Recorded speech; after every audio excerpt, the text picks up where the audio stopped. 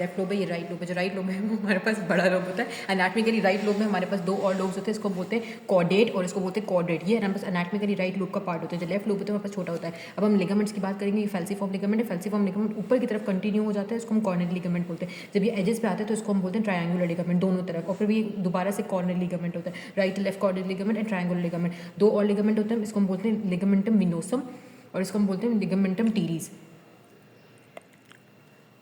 ये डक्टस विनोसा से बनती है, डक्टस विनोसा से बनती है, और ये हमारे पास बनती है अम्बलाइकल वेन से। ये मतलब ये हमारे पास होता है पोर्टा हेपाटिस। पोर्टा हेपाटिस बोल होता है जहाँ से हमारे चीज़ें पास होती है, तो इसको हम बोलते हैं पोर्टा ट्राइट। इसमें हमारे पास दो हेपाटिक डक्स, दो हेपाटिक आर्टरी, हेपाटिक वेन नहीं होती और पोर्टल वेन पास होती है। इसके अलावा हमारे पास ये गॉल ब्लैडर से सिस्टिक डक्ट आती है।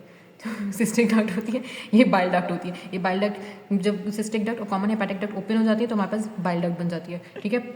अच्छा, अब आगे हम कंटिन्यू करें तो हम इंप्रेशंस की बात करेंगे। ये हमारे पास पोजीशन थी राइट, यहाँ से हमारे पास आ रहा है ईसोफेगस। ये ईसोफेगस, इस तरफ ईसोफेगस, इसको हम गैस्ट्रिक इंप्रेशन बोलेंगे। यहाँ पे हमारे पास स्टमक लाई करेगा। कॉर्डेट में हमारे पास कोई चीज़ लाई नहीं करेगी, सारे वेसल्स ही होंगे। ये पे हमारे पास गॉल ब्लैडर, ये हमारे पास कोलिक फ्रैक्चर है जिसमें हमारे पास राइट कोलिक फ्रैक्चर आएगा। ये हमारे पास ड्यूडेनम, ड्यूडेनम के बाद ये हमारे पास किडनी का इंप्रेशन होगा और ये सुप्रा रीनल ग्लैंड होगा। अच्छा, ये वाला हमारे पास बेर एरिया होगा।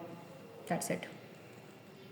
सरफेस। अच्छा, सरफेस हमारे पास क्या होती है, सुपीरियर होती है। जो सुपीरियर होती है वो हमारे पास डायफ्रैग्मेटिक सरफेस भी कहलाती है। ये एंटीरियर पोस्टीरियर भी होती है। एंटीरियर और पोस्टीरियर हम इसको कंसिडर करते हैं। जो इंफीरियर सरफेस होती है वो हमारे पास कहलाती है विसरल सरफेस। इसमें हमारे पास सारे विसरल लाई करते हैं। जो हमारे पास सुपीरियर होती है वो एंटीरियर पोस्टीरियर सुपीरियर सरफेस होती है, वो डायफ्रैग्मेटिक सरफेस कहलाती है। दैट्स इट, हो गया बस बाकी।